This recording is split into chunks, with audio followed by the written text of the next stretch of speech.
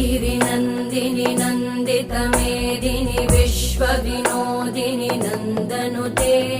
गिरिवरविन्ध्यशिरोधिनि वासिनि विष्णुविलासिनि जिष्णुनुते भगवति हेशिति कण्ठकुटुम्बिनि भूरि कुटुम्बिनि भूरि कृते जय जय हे महिषासुरमर्दिनि रम्यकपर्दिनि शैलसुते